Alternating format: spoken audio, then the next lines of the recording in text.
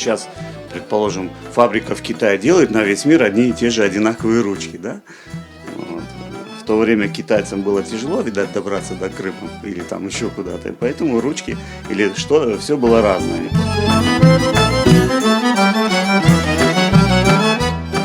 Технология там ковка предполагала, что примерно они были одинаковые. Но орнамент на ручке был уже другой. Ну, все равно некоторые элементы отличали нашу ручку от чьей-то другой.